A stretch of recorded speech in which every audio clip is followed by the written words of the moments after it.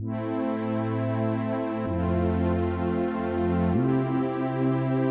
everybody, what's going on? Juan here, welcome back to the channel. In a previous video, I talked about this right here, my PlayStation 3 collection, over 40 video games. And that is, to this date, one of my most popular videos right here on the channel. So I figured, why not make a sequel about it? No, I'm not here to talk about the PlayStation 4 collection. So it's like, I'm here to talk about the prequel, because to my right, my friends, I have my PlayStation 2 collection, and I'm going to be talking about each and every individual game right here in this video. Now, in contrast to my PlayStation 3 collections video, for that one, I used a lot of trailer footage. I hadn't played some of the games, so I'm like, what can I do that's different for this video that's really going to make it stand out from a bunch of other ones and make sure that it's better for my PlayStation 3 one?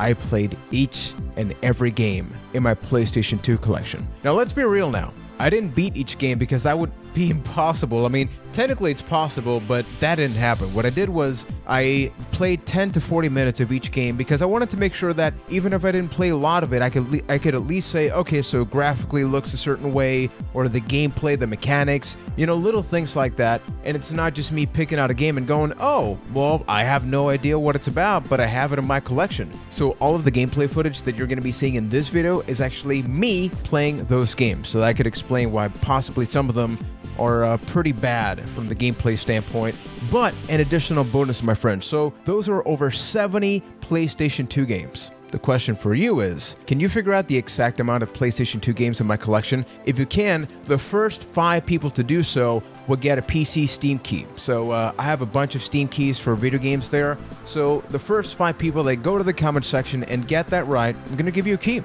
Not sure what. I'll look at something, maybe say, hey, if I win, maybe it's like an action-adventure game or something. I don't know, but regardless, folks, grab some coffee. I got my room temperature bottled water to make sure that I can keep myself hydrated. So, before we begin this, not a sponsor, by the way. So this is not going to be going down in alphabetical order because I think that would be a little bit predictable. So I picked them out in chunks. So some of them may be related to another one, but then all of a sudden, boom, we're going to get something different. So we're going to be starting off with this bunch. I got another small collection in the back. At the very end here, I have my PlayStation 2 collection for wrestling games. And that in itself is eventually going to be another collection that's actually even bigger than this one combined. So a little insane, right? So without further ado, the first game, folks, is 007 Agent Under Fire. This was the first PlayStation 2 007 game that I played because obviously I played a lot of GoldenEye, and I think that everybody always went like, man, nothing has ever been as good as that. One of the main reasons that a lot of people buy this is because it could open up your PlayStation 2 for other possibilities, but it's actually a pretty fun game. It's a first-person shooter, much like GoldenEye, and I think that if you like that, you're gonna like this one. I don't think enough people talk about it because it's similar, right? It didn't reinvent the wheel. It's not revolutionary like GoldenEye was, but it's a damn fine game, and you can find this super cheap. I'm talking like less than $7 used, if I'm not mistaken. On the back it says, when the world needs a hero, James Bond answers the call. Intense first-person action with high-tech weapons and state-of-the-art gadgets. And you get all that stuff. It's graphically pretty good. Like, playing it now, I was very impressed at how decent it looked, all things considered. Up next, I'm going to be lumping these two games up, and that's Ace Combat 4 and 5. This one actually got out of a sick Black Friday deal when I went to Chicago last year. I got a bunch of games that it was like 15 games for $10. I'm serious. It was unbelievable. And I'd always heard people talk about these games like they're awesome. Real talk, so I did play them, and I can see why people like them. I guess I just sort of figured out that I'm not really much of a flight simulator guy because, yeah, it is not an arcadey whatsoever, at least from my understanding. Then again, I don't really play a lot of flying games, so who am I to talk about these really? But I own them, I played both, and it seems like they have a pretty heavy emphasis on story. I mean, on the back of the box of the fifth one, it says an Oscar-worthy game, from the photorealistic cutscenes to the epic score, by Pete Metzger from the Los Angeles Times. And these are both single-player games. You can find them pretty cheap. I mean, the original price for this one used was just $3. So if you like Ace Combat, let me know which is the best one of the bunch. And we're going to be going from 2 games that I didn't really like to 2 games that I absolutely love, because we're going to be talking about Amplitude and Frequency, which is the original game. And I mean, if you like harmonics, this really is the roots, the origin, if you will, of the music rhythm genre. I mean, I love me some Dance Dance Revolution, Guitar Hero, Rock Band, but these two let me to guide me into the way that video games, like in console form, can really deliver excellent quality stuff. And the great thing with these games is that one is a direct sequel to the other, so really it's just a matter of a better soundtrack, more access and stuff like that. But on the front you see David Bowie, Blink-182, Pink, POD, Rum DMC, Garbage. On the original one, you see Crystal Method, No Doubt, Orbital, the Jungle Bros, Power Man 5000. Man, Power Man 5000, we're going back now. But I love the fact that in the game you have all these different tracks, and each one is a specific instrument. So drums, vocals, guitar, stuff like that. And your goal is to really be able to play good enough so it sounds like a normal song. So it sounds something simple, right? I think the most recent example, it's not exactly the same, but Thumper, I guess, is a similar game that you could compare this to. But I love these two. I used to play the demo to Frequency all the time. And I played that probably more than I did the final version of the game. As a matter of fact, I think that up until last year, I never owned Frequency, but I had owned Amplitude. And this game actually had online play, so revolutionary in more ways than one. So if you've been subscribed to the channel for a while, the next game should not be new to you. And I'm talking about Bad Boys Miami Takedown. I have a full video review about this game. I didn't play it to completion for obvious reasons because it's not a good game. I saw this and I'm like, I love the Bad Boys movies, so this has to be halfway decent. I know a lot of movie video game tie-ins like have a bad rap, and this doesn't really try to fix it. I mean, play Blood in the Sand, 50 Cent. I know that's not tied to a movie per se, but I mean, it's 50 Cent and he has a pretty awesome video game, and Will Smith, at least in this one, does not. So I guess my question to you is there a video game that has Mark Lawrence or Will Smith that's actually good? Independence Day had a game on the PS1, but I'm not sure how reliant that was on Will Smith. So it's a third-person shooter game. The boss battles are super boring. It's super dull. There's a ton of glitches. Don't play it. Just watch the video and you'll see exactly why. Okay, so I thought that we were going to be talking about these 4 games a little bit later, but Juan, you messed up. You gotta save some of the best for last. I have 4 games with me about a specific movie or movie trilogy. Talking about first, The Lord of the Rings, The Third Age. I love me some Lord of the Rings. I love the trilogy. I had the extended collection on Blu-ray. And this game I had never played. But people always told me, this is so underrated. It's basically Final Fantasy, but Lord of the Rings. I mean, even the back of the box says, the most exciting RPG since Final Fantasy by Electronic Gaming Monthly. Journey through Middle-earth with 6 new playable characters from the movies. Customize your heroes with an in-depth skill tree and over 500,000 weapons, items, and armor combinations. An all-new turn-based combat system gives you a new level of strategic control over combat encounters. This is Final Fantasy X, but Lord of the Rings. Like initially, I was going to be playing like 15 minutes or so. I played like an hour of this because I just kept going through and I'm like, this is really deep and I like the characters, I like the cutscenes. The graphics are actually pretty nice. I think they look pretty similar to the other ones that we're going to be talking about. I don't know if Metal Jesus or other big YouTube channels have talked about this, but I think that this right here is the definition of a hidden gem.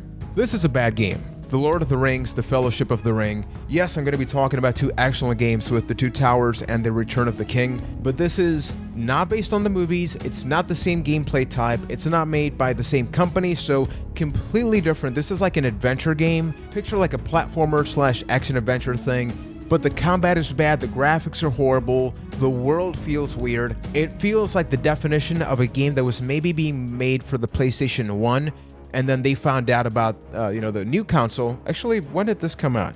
2002, so yeah, it's perfectly possible that they were working on this for the first console because it looks bad. And not even bad in like the N64 and the PS1 have aged bad. It seems like they did a bad job of using the resources that the PlayStation 2 had. And now I gotta cleanse the palate by talking about 2 excellent video games, The Two Towers and The Return of the King. They are direct sequels to one another, not just in the movie sense, but in the video game sense. It's the same mechanics, so everything that I'm going to be talking about, The Two Towers, applies to The Return of the King, with the exception that, with the PlayStation 2 version of The Return of the King, you can see it had online play.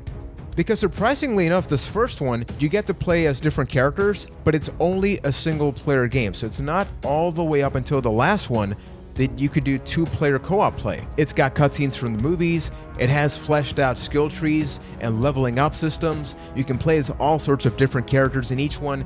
The animation, like the motion capture in this game, is truly outstanding. The performance is a little bit questionable. Perhaps maybe the Xbox or the GameCube versions ran better, but those did not have online. But this one used is like less than $4 complete, and this one goes for like less than $8. So if you love Lord of the Rings, or even if you don't, but you want some good hack and slash and a couple of cool cutscenes, check these out for sure.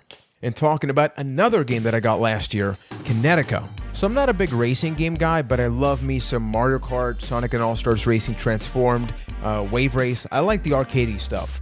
So I remember that I had like a large pile of GamePro magazines that I threw out because I'm dumb.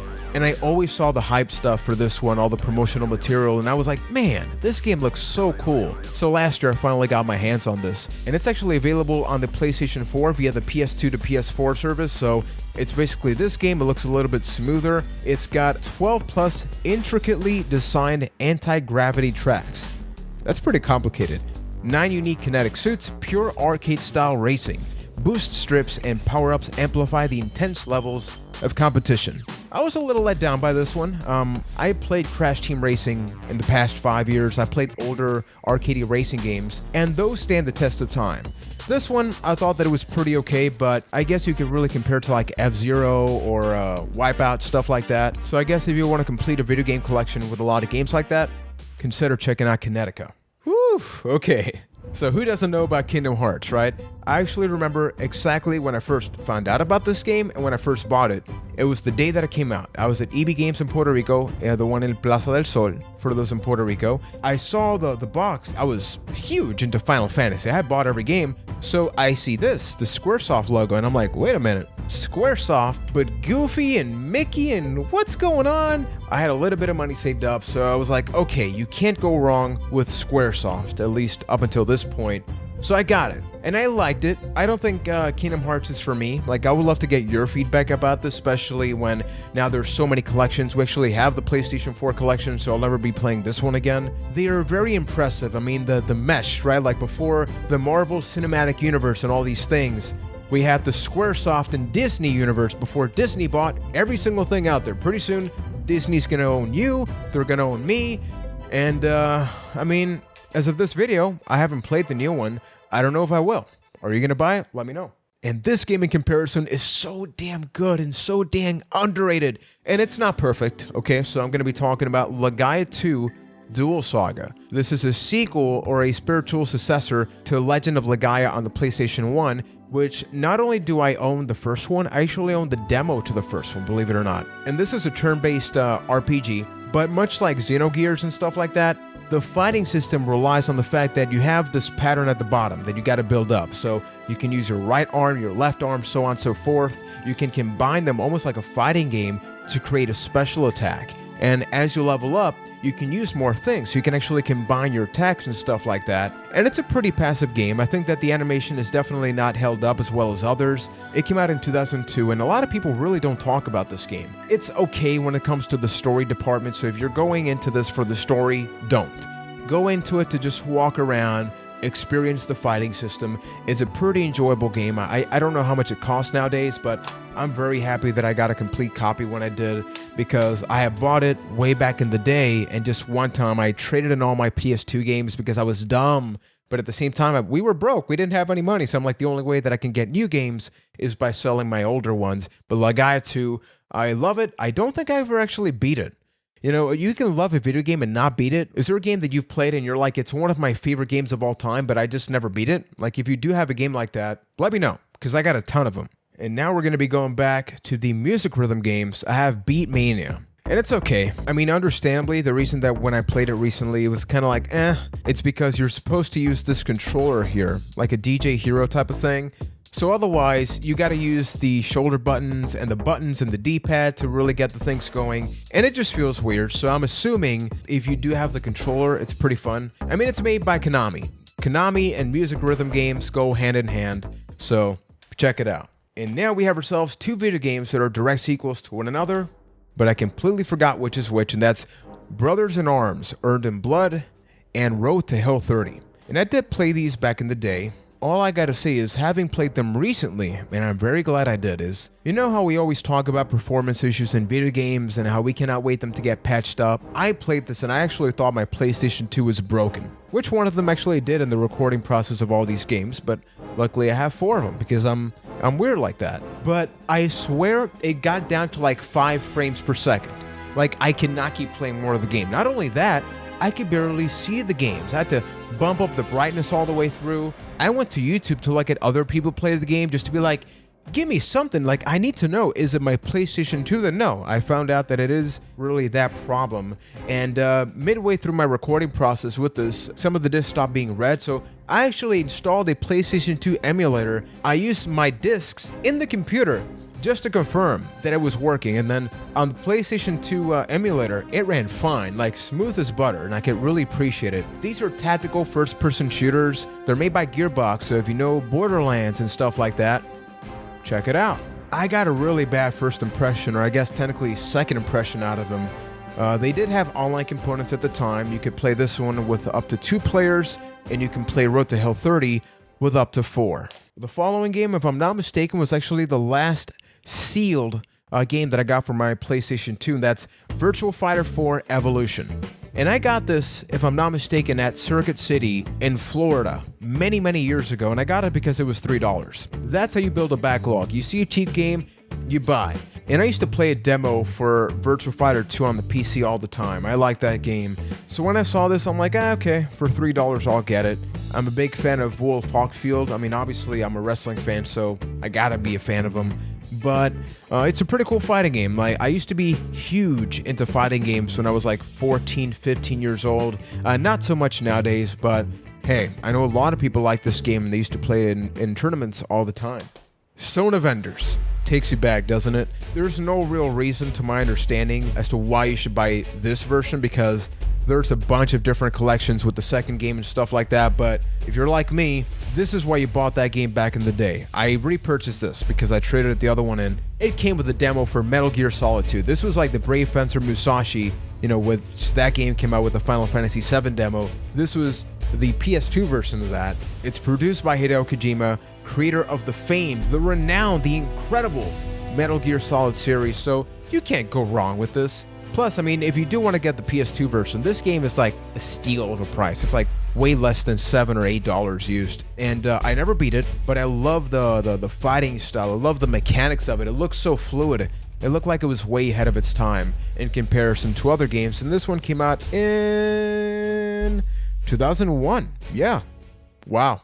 And while we talk about Hideo Kojima, I may as well keep the theme going, right? So, Metal Gear Solid 2, Sons of Liberty. Metal Gear Solid 3, Snake Eater. And I also have Subsistence. I bought the collector's edition with that came with like the DVD. There was like this insane 6-hour Metal Gear Solid 3 movie. If you didn't want to play the game, you could just watch that. And this one had like some other stuff. One of them had like a skating game as well, which was my favorite Metal Gear Solid game out of the bunch. I know that a lot of people say MGS3 was their favorite. For me, I thought that it was good. I beat the first, the second, and the fourth, but I never beat the third one. I don't know why. I just was not a big fan of the jungle theme and stuff like that. And back in the day, I know that I got pretty far into the game, but just something did not capture me because, yeah, you were in a jungle, but it was still pretty small sections because obviously there were a lot of hardware limitations. So it was like, oh, I'm hiding here, but there's just like a wall here, whereas opposed to Metal Gear Solid 2, with this one, because you're in buildings and stuff like that, I felt like it really gave you a lot more room. Obviously with this one, you know, Snake versus Raiden and stuff like that, I definitely wish we would have kept the main character instead of Raiden. But I love this game. It was so impressive. I mean, it came out in 2001 in comparison to Snake Eater, which came out in 2004. I know that people either love these games or hate them, but I'm on the love 'em bandwagon. Maybe someday I'll beat Metal Gear Solid 3. I actually have the HD collection for the PlayStation 3, so who knows? Who knows? Talking about a role-playing game, now we have Wild Arms 3. So I played a lot more of the second one. I still think that because I beat the second one way back in the day on the PS1, it may be my favorite game out of the bunch. I know that especially with stuff like the PlayStation Classic, a lot of people love the first one. The first one's theme.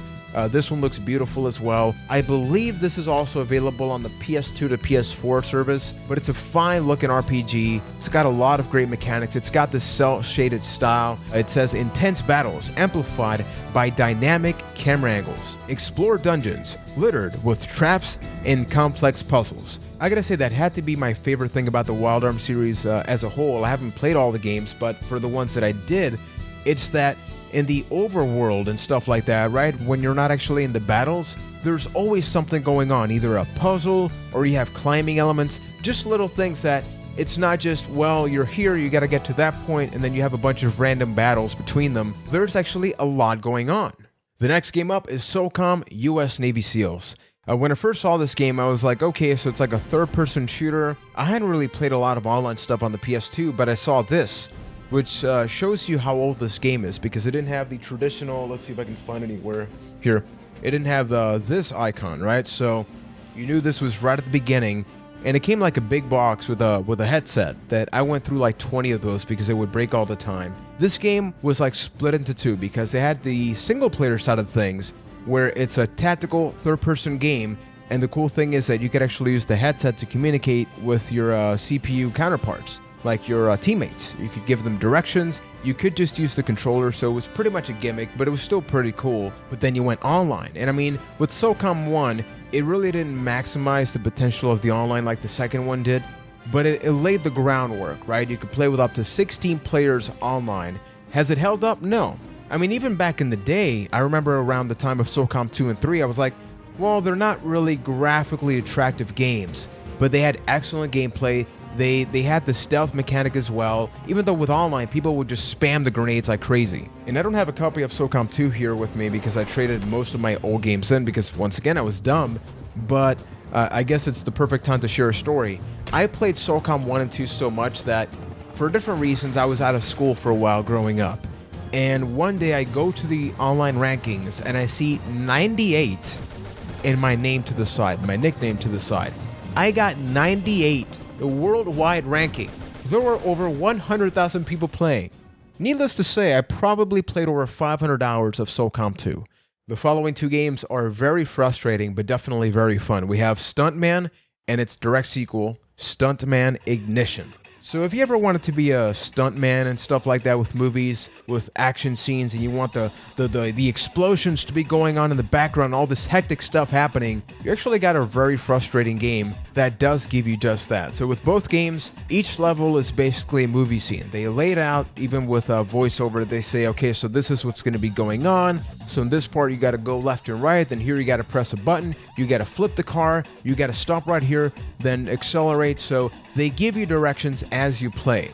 This is time trial of the video game because obviously you want to get the best score. You want it to look as good as possible. So a lot of times it is restart the game for me because if I had a wrong turn, I'm like, nope, gotta try it again, gotta try it again, gotta try it again. And I thought that the presentation for the first one was a little lackluster, but the second one pretty much took everything that was great about the first one, and I think it made them even that much better. And both games are pretty cheap. I mean, look at this one. It was $6.99 at that time, and this one was only $1.99 used. So for less than $10, you can get two excellent video games that I strongly recommend you check out because I don't think we have a lot of video games like the Stuntman series. And just now are we finishing the first pile, and my voice is already starting to go out. So we'll keep going because the next game is Super Trucks Racing. It's a bad game. It's a bad racing game. It's a bad everything. It has horrible graphics, big time damage and wrecks. 15 tracks, responsive handling, 6 race modes. It's bad, don't play it.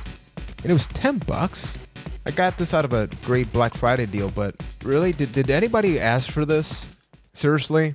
And now, moving on to the second pile, let me just move it over here. We're going to be talking about The Mummy Returns. It's not a great game. It's not a horrible game. It's like a perfectly average game. You can play as either the good side or the bad side. So my wife loves the Mummy franchise, and that's why we bought this. We have a game for the PS1. That one's just terrible.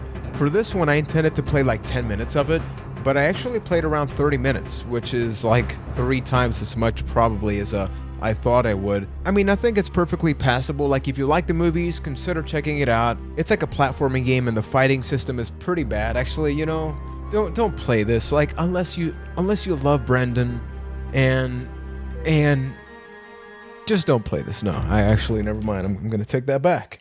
Medal of Honor Rising Sun. Gotta cleanse the palate a little bit. This was a big deal for me because I used to play a lot of the Medal of Honor games on PC, like Light Assault and stuff like that. I believe I got this copy in 2017 at a Salvation Army, if I'm not mistaken. And it was a pretty passable game. Like, I played it now. I played the story mode. Much like other games in this video, I thought that I would play maybe 10 minutes of it, but 30 minutes went by, 40 minutes went by. I think I played about an hour of this one. And yeah, it was pretty fun. It has an all-out online warfare, so you can battle it out in free-for-all and team combat modes, lead your squad to victory with voice chat communication.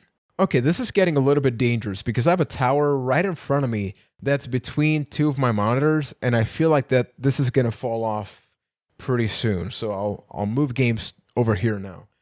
Yes! Yes! Gotta talk about this now. Mirek and Ashley, Sweet 16, License to Drive. It is seriously a fun party game. We played this for over an hour. I think that out of this whole bunch, in preparation for this video, we played this the most because we played this between my wife and myself, with a friend, collectively for probably 2 hours. It's got like 5 songs that loop over and over and over. It's got a lot of mediocre to average to terrible to amazing mini games. And once again, it's Mario Party. It's pretty much Mario Party, but with Mirek and Ashley, and they are, folks, wait for it, licensed to drive. And now we're going to be moving on to the Mark of Cree. And the reason that I bought this game is that I always heard a lot of people talk about it. So it's a third-person action game, and it had different fighting stances, fighting styles. The graphics were definitely unique. It does have a sequel, and I believe you can actually get that one on the PS2 to PS4 service. But I'll be honest, I played it and I was like, okay, it's got a mechanic, right? It's unique, so I'll give it that. But I felt like I had to keep playing more of it just to see if I will like it a lot more. And I felt a little bit indifferent about it. So maybe back in the day, it was a much bigger deal. I mean, it did come out in 2002. Yeah, it makes a lot of sense that people will be talking about it a lot back then, because in 2002, maybe we didn't have all these amazing games, but a lot of these did come out in 2002. So I don't know, like, do you like the Mark of Cree? Because I feel like I need to like it. Oh, sorry, microphone. But yeah, I do feel like I need to like it, but it's okay. It's okay. Fighter Maker 2 from H-Tech, the people that brought you RPG Maker. I bought RPG Maker on the PS1 and I couldn't make a damn thing. I bought Fighter Maker on the PS2 and I made a thing? I guess it's a video game. You can create your own characters, your own fighting styles, your own animations. But the thing is, like, it does come with a default set of characters, and I was like, okay, at minimum, these have to be perfectly acceptable, right? Like, these are what are showing you what the gameplay is all about. Because yeah, you can create all the fighting characters you want, but at the end of the day, you got to play the game. And I played that, and I went like, oh, ooh, man, okay, so 10 minutes is good. 10 minutes of this game and I'm okay. I can say I played it. It's okay. I didn't pay a lot of money for this game. It was like out of the 10 for 15, 15 for 10. I don't know. I'm thinking about weird things now because I got to move on with this game. Now this game right here really does take me back. EverQuest Online Adventures.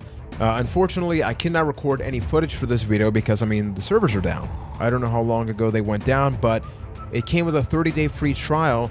And if you played EverQuest 1 or 2 on PC, this was EverQuest for the PS2. Now, I had never played the PC ones, not up until many years after. And I heard that a lot of people hated this one, but I loved it because I actually bought the PS2 keyboard just so I could talk in this game. You know, I can communicate with the people.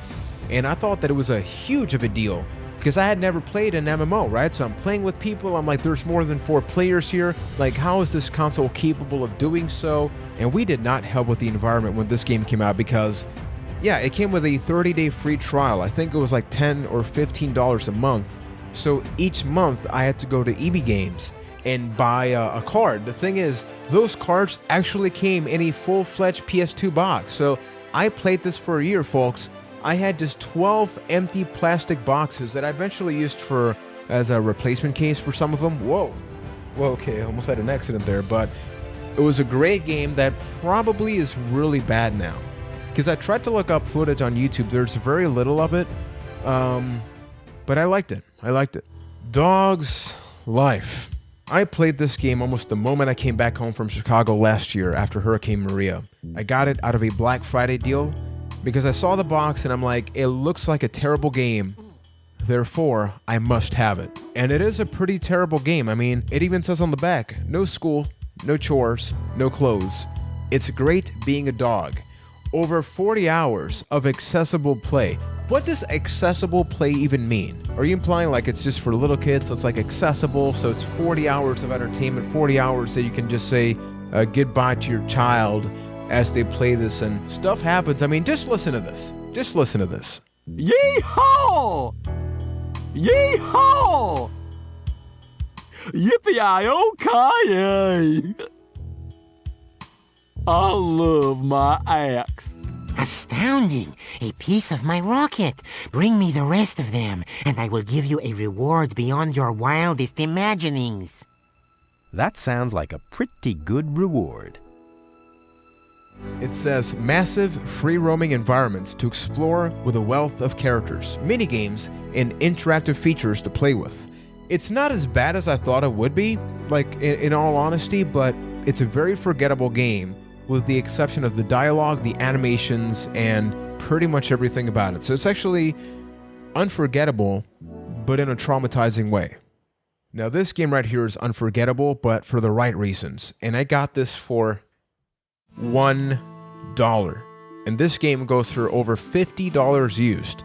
And I'm talking about Champions Return to Arms. This is a direct sequel to Champions of Noroth, Realms of EverQuest, which also came out on the PlayStation 2. And if you like Diablo, you're gonna like this one. It has over 100 hours of playtime. Look at this footage. Could you imagine that a PlayStation 2 game would look that good? This is my PS2 hooked up to component cables. Nothing groundbreaking, yet look at the game. And I used to love this game. It's a pretty difficult game, and you could play with up to 3 people online. You have a lot of classes, some randomly generated areas, so you're never just doing the same thing over and over. Much like a couple of these games in preparation for the video, I intend to play maybe like 30 minutes of this, and I play like an hour and a half, if not more, simply because I was hooked. Plus, I kept dying, so I'm like, I gotta get some footage of a different area. So I guess I'll try to chug, a little bit forward. I'm very surprised that they haven't done an HD re-release of these, or at least like the PS2 to PS4 thing, because this is still pretty awesome. And speaking of games that are pretty awesome, I gotta talk about Kill Switch. So this game is a big deal because it used a lot of cover system before cover systems became a thing and became popular thanks to games like Gears of War. It has 480p support, so one of the most beautiful looking games out of this bunch. Apparently it's like a pretty short game. It's like only 3 to 4 hours, so I can get why people were kind of like, well, it's a good game, but damn, it's like super short.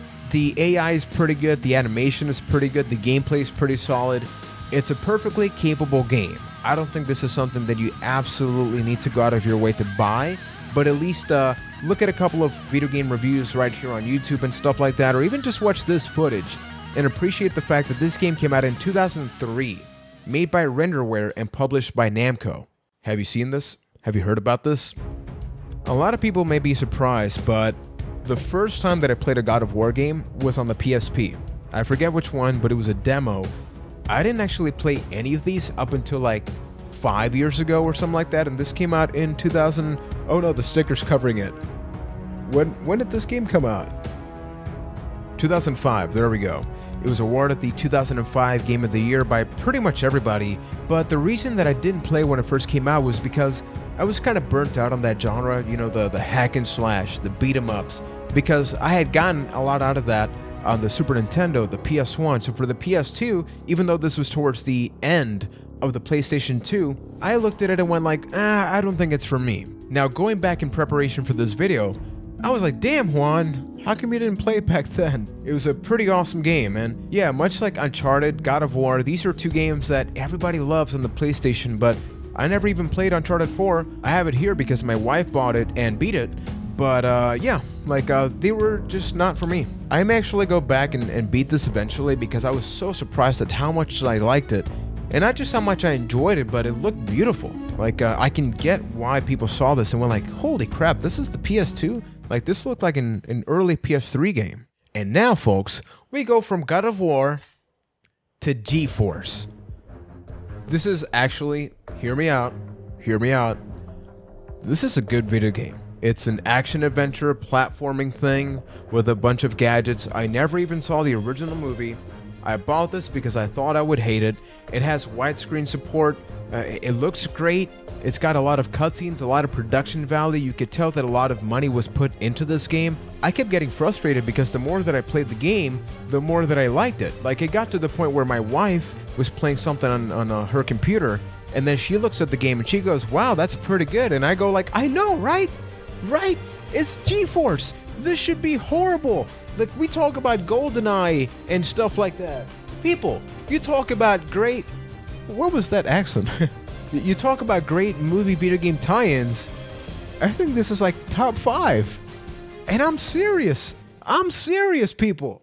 Gonna be talking about some Final Fantasy games now. Talking first about Final Fantasy 11 Online. And I got this with the PS2 hard drive because I believe it was required. Yeah, it needed the 40 gigabyte hard drive, which 40 gigabytes, one game takes that nowadays. But yeah, I liked it. I thought it was pretty decent, but it came out in 2004. And I believe up until that point, I had already played a lot of EverQuest Online Adventures on the PS2, and I had heard about this game called The World of Warcraft, and I played a beta for this game, I believe, and I was like, oh, so that's a pretty good MMO. I think I'll play that instead of this. So I played like 3 months of this and never came back. And now we get to Final Fantasy X.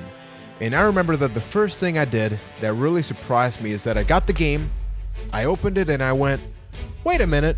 But Final Fantasy 7, 8, and 9 had like 3 to 4 discs, and this one has the 1. So if those had 3 and 4 and this has 1, does that mean that like this is a lesser game?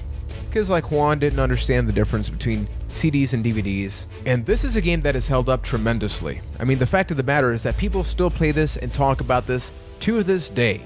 We've had it re-released for the Vita, PS3, PS4, pretty much everything. And it's beautiful. It's got a great soundtrack, great animations. It was a great idea and great, I guess, presentation of what, you know, a modern day Final Fantasy game at that time could be like. And this came out in 2001, 2002. So yeah, just think about how great this looked in comparison to other games that came out around that time. And I know that some of you may ask this in the comment section, so I guess I'll talk about that as well. If you ask me, Juan, did you like this more than 7, 8, or 9? The answer would probably be no. I think that I really liked 7 and I liked 9. I think 8 had a special place in my heart because I just played that extensively. Not necessarily because it was better or worse, I just played a lot of it. And then I played this one, I was like, okay, so I can tell like a lot more money was poured into this one, right? But I missed the pre-rendered backgrounds. Those like call me old or something, but there was something about the pre-rendered backgrounds in games like Resident Evil and Final Fantasy 7, 8, and 9 that when you get to this, it's like, oh, okay, it's pretty, but I like the old stuff a little bit more. And this is really interesting because when we get to talking about Final Fantasy 12, I own the Collector's Edition. I remember when this game came out, people had very mixed feelings about it because of the combat and the character, the protagonist. And I got it, right? Because the combat, you could tell that they were either preparing themselves for Final Fantasy 14 or were thinking like, hey, you know, this worked in Final Fantasy 11 because it was like an offline MMO. But I actually really enjoyed it. The fact that you had to build the system and you could get to the point where you could just walk up against an enemy and the character would do everything, and if they were low in health, the other one would activate this because you prepared it and made it in such a way that that's how it worked. I thought that was really special. Character-wise, I mean, it's set in the same world as Final Fantasy Tactics, which is one of my favorite games of all time. But aside from that, there was something missing. I never completed it, and I bought the PS4 version hoping that I would because that one has a fast-forward feature, which is pretty cool. So yeah, let me know what you think about Final Fantasy 12 and what you think about this Collector's Edition, which kind of has some rust at the top. Well, that's a shame. And now we have a stark contrast because the game that I'm going to be talking about next is called Triggerman. The reason that I own a copy of Triggerman is that I went online, I went to the internets, I went to the Google, and I searched worst PS2 games of all time, and almost every list had this game. And I saw some footage of it, and I'm like, it can't be that bad. I mean, it didn't look great, but I didn't think it looked that bad. And on Easterland, which is a website that I frequently browse and check out, it was like $3 complete. Like, this was used. And I swear whoever had this originally played like 5 seconds of it. I put the game on my PlayStation 2. I hold the controller. I start playing the game. I immediately realize buying this was a bad decision because it's so unresponsive. Like, I don't think the footage does it justice. The way the camera works, the way that the enemy doesn't react, the lack of sound, the lack of a video game, the lack of development. Like, whoever worked on this, Crave Entertainment, you should be ashamed of yourself. I mean, it says, I guess I'll read the back of the box here. Search through the deserted loading docks. Duke it out in a fine Italian restaurant or scour a casino for your prey. There are many locations for your enemies to hide. With the next game, if you owned a PS2, there's a pretty good chance that you own either a copy of Tony Hawk's Pro Skater 3 or any of the Tony Hawk games, because it was almost mandatory to have any of these games, because from the gameplay that was super fun to the outrageous stuff, especially with Underground 1 and 2, which I loved and I owned for the Xbox One. Well, the original Xbox. You know what I mean. The soundtrack to these games, like, depending when you and I were born, we probably listened to most of the music that we listen to today because of games like Tony Hawk's Pro Skater. And for me personally, I think that I really love 2 and Underground 1.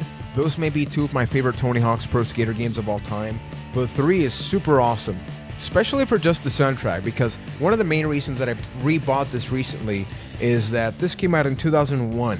So I love to put the game in and just listen to the soundtrack and be like, okay, so this music nowadays in 2018, 2019, 2020, 20, whenever you're watching this video, is either old school or burnt out as hell because we've heard it so much. But back in the day, a lot of that stuff was new, right? So it's very interesting to go back and check these games out. And now we're going to be talking about 1, 2, and 3 games, because this is the Timesplitters franchise. And if you love these games, you're probably going like, yes, I'm very happy you own these. Why have they not done anything else with these games? This is the same company that made the game Haze for PlayStation 3. Something happened. I don't know what happened in their life, but it did. I first played Timesplitters 2. And if you like GoldenEye, it is that exact same type of gameplay, but it's got a ton of personality, characters, comedy, a ton of unlockables. The multiplayer is actually great.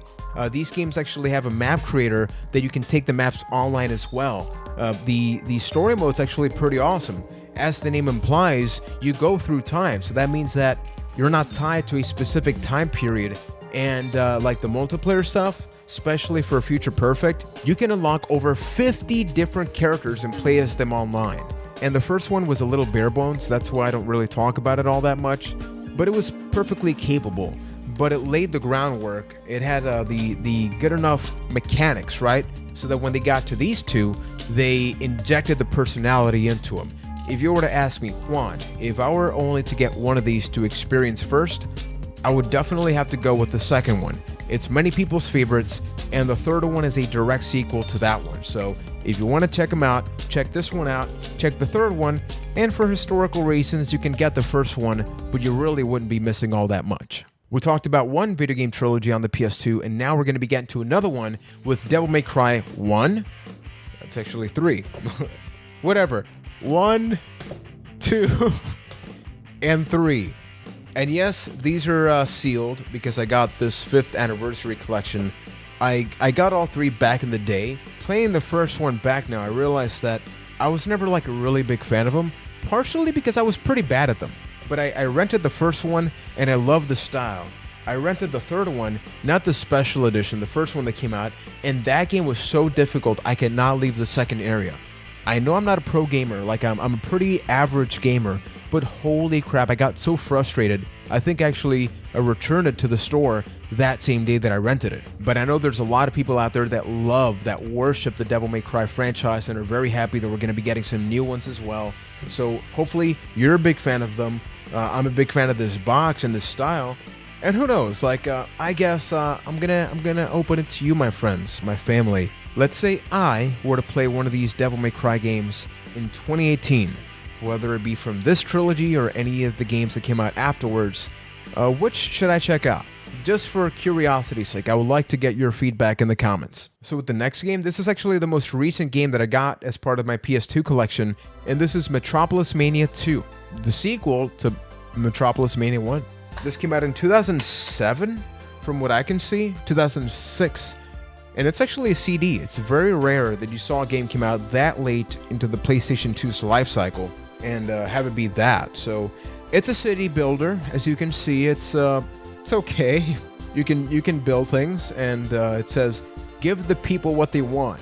Well, clearly the developers did not listen to themselves while making this game. Okay, that was a little rough. That was a little harsh. Wow, I'm sorry. It's okay, I was building stuff and I got bored 10 minutes in and I stopped playing it. But at least I can say I played it and I paid $5, which, if you can get it for $1, get it for $1.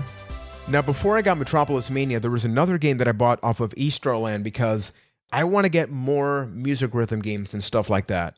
And I saw this game and it was like $4 to $5 complete.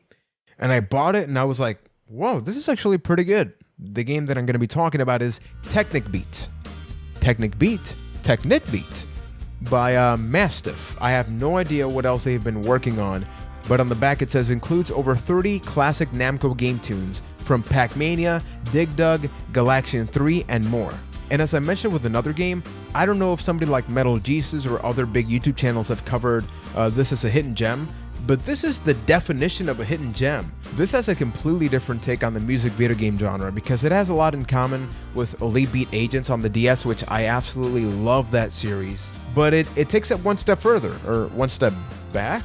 I forget which one came out first. What it does is it puts you down in this map. You start listening to the song, and in the map, there's these different circles, like Elite Beat Agents. You go inside the circle, and you make sure that you hit a button with the proper timing to get the maximum amount of points. And with another button, you can actually drag one circle with another one to have like this combo system.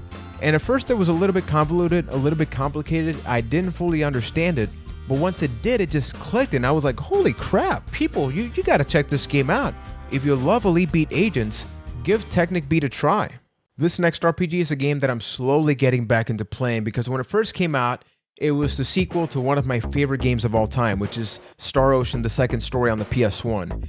And when I first started playing this one, I didn't love the characters and I thought it had a terrible beginning. But as I kept playing more of it recently, for this video, I realized, like, okay, so this is why people love it, and the game is Star Ocean Till the End of Time. What makes Star Ocean awesome is that it has an active battle system. In comparison to turn-based stuff, once the battle initiates, you can actually move around the field. And the cool thing is that you have a bunch of different abilities, you can swap between characters, you can level things up. Keep in mind, I'm still very early into this one, so I can't go into too many details, but I know that when we talk about Star Ocean, a lot of people put this one as their number one, and I can start to see why, but it's going to be a while before this one wins me over because the second story is one of my favorite games, probably one of my top 5 favorite games of all time. So you got a lot to live up to, my friend. This next game I bought for like $2 at a Salvation Army, and it's Spiderman, the greatest hits version for the PS2. This is not the incredible Spider-Man 2 game that people always talked about and worshipped on the PS2. It's a pretty capable game. It's okay, like especially when you compare it to Spider-Man on the PS4 and stuff like that. It's like it does not hold up all that well, but you can see that they laid out the proper groundwork for the sequel, right? You can climb up buildings and things like that. You can go around, so it's got all the proper elements for a decent to pretty good Spider-Man game. And I would love to know, did you play this one when it first came out? Because it came out in 2002 or 2003 based on what I see here. And I can see how a lot of people bought this and went like, man, this is pretty good. And moving on now, we have Sphinx and the Cursed Mummy. Believe it or not, this game actually came out this year for PC with like a high definition remaster thing. So oddly enough, we bought this before that version was announced. So maybe we would have bought that one instead of this one. But regardless, we own a copy of this. And this is a platforming game. Think of a lot of the games on the N64, like your Banjo-Kazooie and stuff like that. It borrows a lot of visual elements from those games. So we hadn't really played a lot of it because we mainly bought this for my wife. My wife loves everything related to Egypt, and it's pretty solid. Apparently, we hadn't gotten to that part yet. Like, the mummy character is the more fun of the two. I thought that this character is like a little stale, like the world, like everything that you do feels like an inferior version of games that came before it, right? This game, folks, to say that I love Shadow of the Colossus is an absolute understatement. I own it for the PS2, the PS3, the PS4. If we get a PS5 and that gets a version, I will probably buy it. If we have an augmented reality version, if you can embed a version of this game to my brain, I will buy it because I love the world. I love the fact that this is boss battle with a video game. That turns a lot of people on, and I know that also turns a lot of people off because it's so basic at its core, but that's exactly what I love about it. I played the PS4 version, which, holy crap, I mean, that thing is so beautiful. So this is another one of those video games that looked a lot better back in the day, but when you play it now, it's like, whew, it's a little rough, and the frame rate could definitely be better, but luckily, we do have better versions of this game now. But I love the climbing mechanic. I love everything about the game. The fact that there's basically no dialogue, like almost nothing happens, yet you sometimes get emotional as you play this game. I would love to know what you think about this because I played Ico, I played Shadow of the Colossus, and I love those two. I played The Last Guardian and wasn't the same thing. I tried really hard to like it and love it, but I did not. But I love me some Shadow of the Colossus. I can't talk too much about this next game, even though I played about 40 minutes, so that's really not all that much, but I feel like it's been re-released for everything, and that's Okami. People always told me like this was like The Legend of Zelda, but a wolf, so not like Twilight Princess, but you know, that similar playstyle, but you have this brushing mechanic where you can create bridges and attack and create different things like that.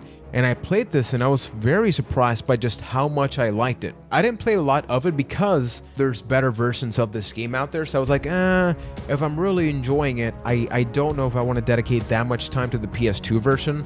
But I know a lot of people love this game. It's got a lot of great style and substance. And because it's got this, not cel shaded, but it's got like this hand-drawn style, I do think that a high-definition remaster that's available on pretty much everything. I mean, it's out on PC, PS4, probably the PS10, maybe.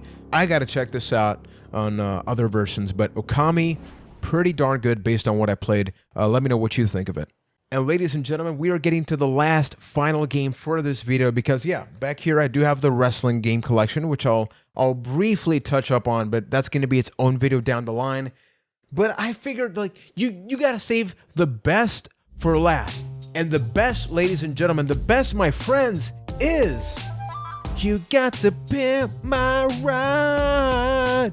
Damn right. I bought this in this year, 2018, because I saw the box and I'm like, it's gotta be pretty bad. And yeah, in comparison to GForce, which is actually a bad game that turned out to be awesome based on expectations versus reality, this is like expectations met. Like, the frame rate is bad, the game is bad, the mini games are bad, the bad is bad. You can turn hoopties into head turners, you can rip through the city, you can ghost ride the whip.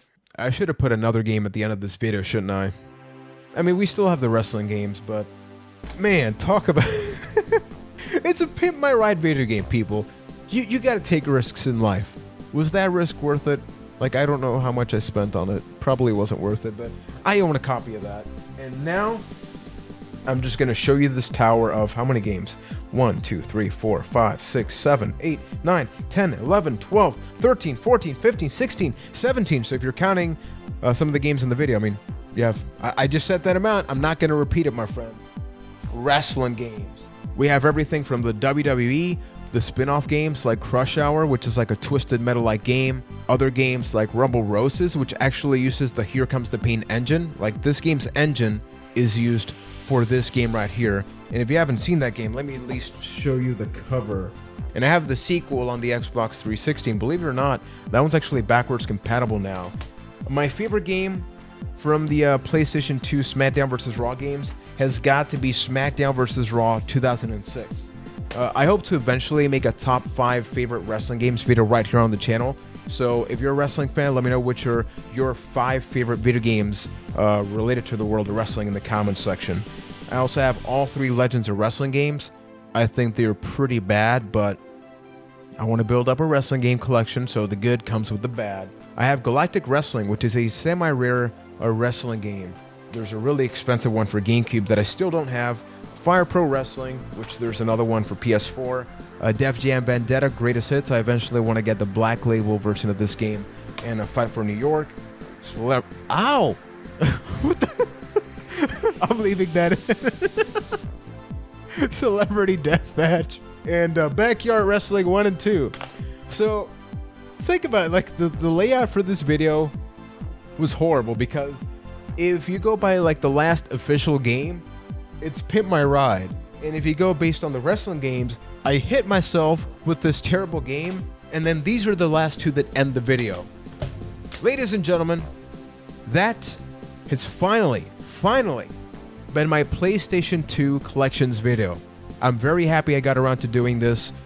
Do I regret having played at least 10 to 40 minutes of each game in preparation for this video? No, because even if I didn't go into like 5 minutes, into details of each game for this video, I at least know more about it, as opposed to saying, oh, this game, sure, why not? I'll talk about it and I'll make a video and I'll get them views, So in regards to this game collection video, as I mentioned at the very beginning, the first 5 people that can get the amount of games right in the comment section, you, my friends, are going to get yourself 1 game on Steam for free on me. We'll talk about that later. And let me know, like, out of this whole bunch, which is the game that you like the most and which is the game that maybe surprised you the most. I'm talking about this based on, like, assuming, I should say, that you've played or have seen all these games, but I know something like Technic Beat, maybe a lot of people haven't checked it out, so that's what I mean by games that maybe surprised you. Don't forget that I do have a PlayStation 3 Collections video. You can check that out right here on the channel. And if you like this video, if you want to help support the channel, make it bigger, badder, and better each and every single time, you can subscribe. You can give me that thumbs up. You can comment with suggestions, ideas. If there's any game in this video that you saw and you went like, Juan, you got to dedicate some more time to that game. You talked about Bad Boys in its own video. The least that you can do is talk about this game right here. This game, like Photoshop it, like send me a tweet. You can do that as well. Let me know because I like to have fun. So officially, my PlayStation 2 Collections video has concluded. But ladies and gentlemen, the epic journey continues. So thank you for watching, gang. Take care. I did it! I did this video that I've been stalling on for months because I kept playing the games, and halfway through I was like, oh man, some of these are so bad. No, seriously, some of them, it's not that they were like so bad, it's like, wow, there are so many better games right now, and you're taking an entire weekend to play these. Why? Why? Why?